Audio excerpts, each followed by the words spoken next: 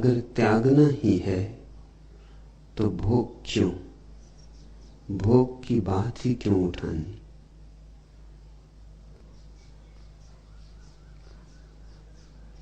जीवन विरोधों से निर्मित है। यहां रात नहीं हो सकती दिन के बिना, और जीवन नहीं हो सकता मृत्यु के बिना। जीवन द्वंद्व है, जीवन द्वैत है। द्वैत के बीच जो तनाव है वही जीवन का आधार है। इसलिए जो द्वंद्वातीत हो गया फिर उसका कोई जीवन नहीं, फिर उसका कोई आवागमन नहीं। त्याग और भोग इसी द्वंद्व का एक अंतरतम पहलू है, एक आंतरिक जगत इसी दुई का, इसी द्वंद्व का। अगर भोगा नहीं तो त्याग का तो अर्थ भी समझ में ना आएगा। त्याग में अर्थ ही क्या है? भोग का अनुभव ही त्याग में अर्थ डालता है। जिसने अंधेरा नहीं देखा वह रोशनी को पहचान सकेगा? लाख बरसती रहे रोशनी सूरज से और चांद से और तारों से, मगर जिसने अंधेरा नहीं देखा उससे रोशनी का कुछ पता ही ना चलेगा। प्रकाश की परिभाषा ही ना बनेगी। प्रकाश की परिभाषा ही अंधकार से बनती। अंधकार की लक्ष्मण रेखा खींचे बिना तुम प्रकाश के वर्तुल को पहचान ना पाओगे। इसलिए अंधकार एकदम व्यर्थ नहीं।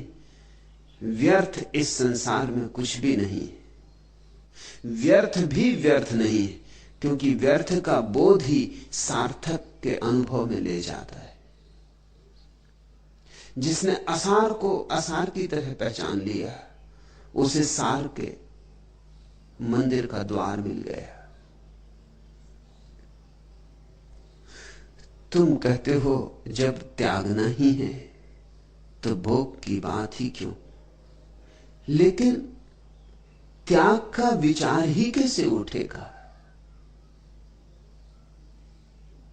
त्याग का विचार कहां से उठेगा?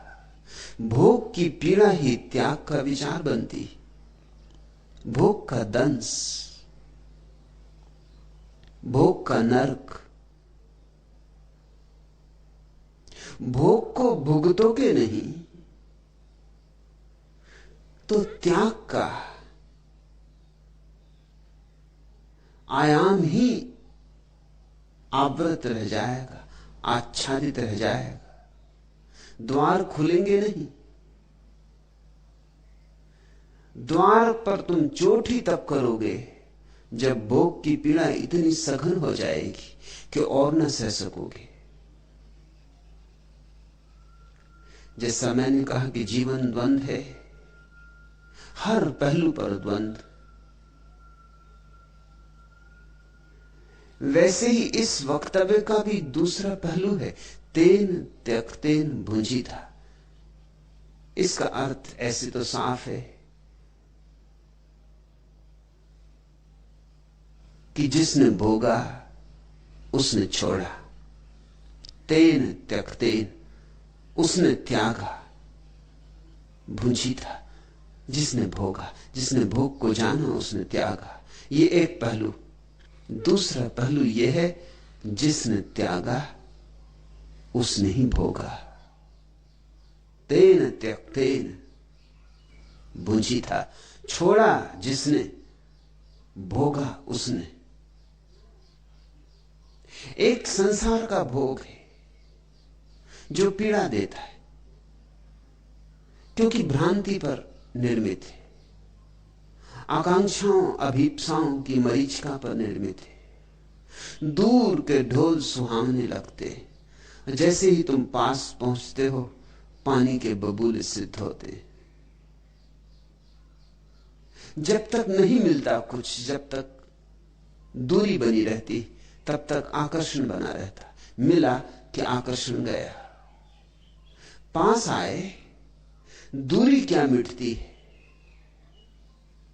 पानी की आकांक्षा पर भी पानी फिर जाता है। हाथ में लगते ही कोई चीज व्यर्थ हो जाती। और के पास हो तो सार्थक, अपने पास हो तो व्यर्थ। पड़ोसी के बगीचे की घास ज्यादा हरी मालूम होती, पड़ोसी की पत्नी भी ज्यादा सुंदर मालूम होती, पड़ोसी के बच्चे भी ज्यादा बुद्धिमान मालूम होते।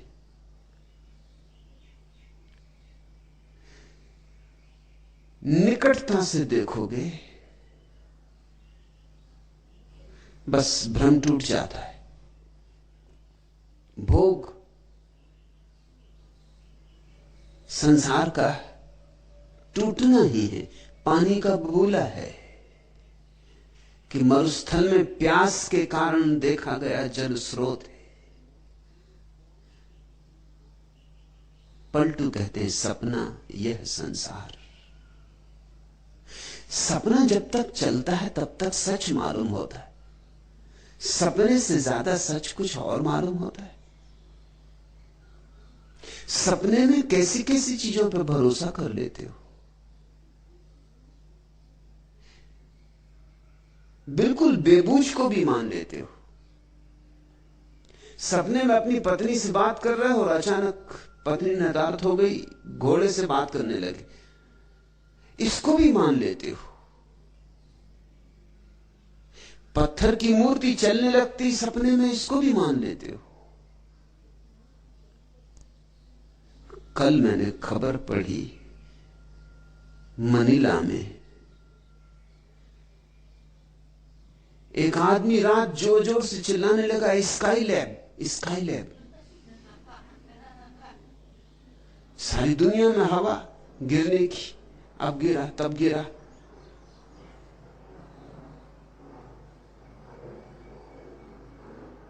अब तो गिर भी गया, ये गिरने के पहले की बात है। अब तो गिर गया समुंदर में। ये आदमी अपने बिस्तर में चिल्लाने लगा, स्काई लैब, स्काई लैब। घर के लोगों ने समझा कि मजाक कर रहा है। होगा मजाकी स्वभाव का, लेकिन वो सच में ही सपना देख रहा था, एक दुख स्वप्न देख रहा था कि स्काई लैब गिरा। और घबराहट उसे इतनी हुई कि उसका हार्ट फेल हो गया। न कहीं कोई स्काई लैब, न कहीं कुछ गिरा भी, और वो आदमी मर भी गया। वो सपने से जाग ही ना सका। इस आदमी की आत्मा अगर कहीं भटकेगी तो मानती रहेगी कि स्काई लैब के गिरने से देह छूटी, क्योंकि अब सपने के टूटने का कोई उपाय नहीं। और जिसके कारण देह छूट गई हो वो असत्य हो सकता है। जिसके कारण मौत जैसी घटना घट गई वह असत्य कैसे होगा। घबराहट में हृदय की धड़कन बंद हो गई उसकी। लेकिन तुम भी सपने में ऐसा ही भरोसा कर लेते हो। धन मिल जाता है तो अकड़ जाते हो, धन छिन जाता है तो जार जार रोते हो। सुबह जाग के बहुत हैरान होते हो, कैसे भरोसा कर लिया था इन बातों पर। भोग एक सपना है। जैसे जैसे जागोगे वैसे वैसे त्याग फलित होगा। त्याग जागरण। अगर संसार सपना है तो परमात्मा जागरण है। लेकिन जागोगे कैसे अगर सोए ही ना। इसलिए संसार परमात्मा को जानने की पाठशाला है। इससे दुश्मनी नहीं करनी, इससे कुछ सिखावन लेनी, इससे कुछ पाठ लेना। यह विश्व वस्तुतः विश्वविद्यालय है, और जो यहां से परमात्मा का पाठ लेकर गए वही उत्तीर्ण हुए। जो धन पद प्रतिष्ठा इकट्ठी करते रहे वो सपने में ही भटकते रहे। जो इस संसार में जागा नहीं उसने कुछ भी जाना नहीं। ये संसार आयोजन है परमात्मा का कि तुम जाग सको, लेकिन जगाने के लिए जरूरी है कि नींद को प्रगाढ़ किया जाए, इतना प्रगाढ़ कि नींद की पीड़ा इतनी बोझिल हो जाए कि सोना असंभव हो जाए।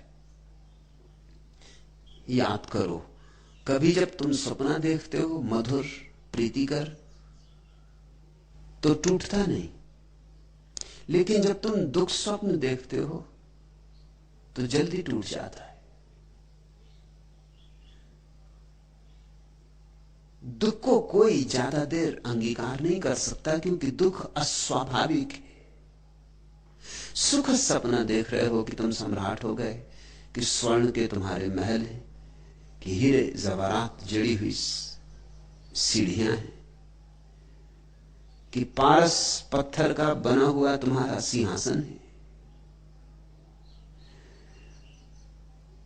जागने की आकांक्षा ही कैसे होगी? कोई जगाने भी लगे तो तुम चाहोगे कि रुको भाई, झूठ ही सही मगर प्रीतिकर है, मधुर है, स्वादिष्ट है, थोड़ा और स्वाद ले लेने दो। मुल्ला नसरुद्दीन रात जोर जोर से बड़बड़ाने लगा, किसी से विवाद हो रहा है। मुल्ला कहता है 100 ही लेके रहूंगा, नहीं 97 नहीं, नहीं 98 नहीं, नहीं 99 नहीं। दूसरा कौन है इसका तो पता नहीं चल रहा, लेकिन पत्नी को ये सुनाई पड़ रहा है मुल्ला जो कह रहा है। पड़ा है किसी 99 के चक्कर में, नहीं 99 भी नहीं कहता, 100 ही लेके रहूंगा। पत्नी ने जगा दिया कि नहा क्यों नींद खराब कर रहे हो, कहां का 99 कहां का 100? दुकान कर रहे हो क्या? रात भी पिंड नहीं छोड़ते ग्राहक तुम्हारा, अब रात तो कम से कम शांति से सो। मुल्ला बहुत नाराज हो गया। मुल्ला ने कहा सब खराब कर दिए, बात बिल्कुल तय होने के करीब थी।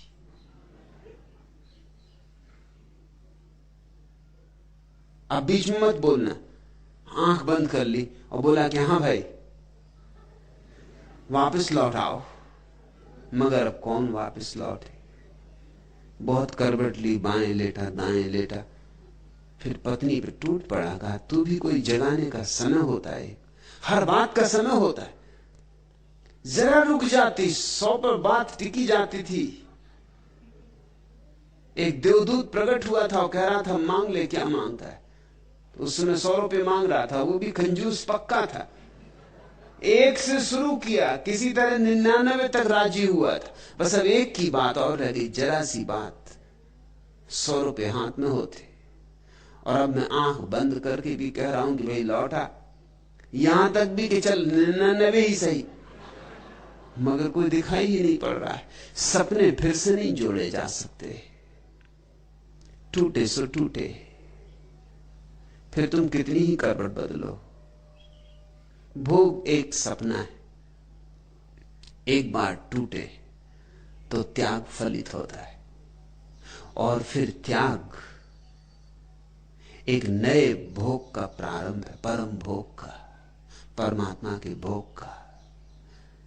भोग है झूठा, मिथ्या, धन का, पद का, प्रतिष्ठा का, सब सपनों के नाम है। फिर एक और भोग है परमात्मा का, अस्तित्व का, सत्य का। रसो वैसा, फिर उसका रस पीना। तो एक पहलू है कि जिन्होंने भोगा उन्होंने त्यागा, और इसका मैं दूसरा पहलू भी तुमसे कह दूं, जिन्होंने त्यागा उन्होंने भोगा।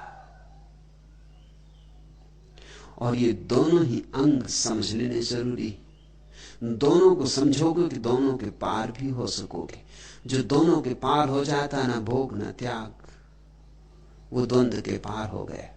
उसे हम गुणातीत कहते, द्वंद्वातीत कहते।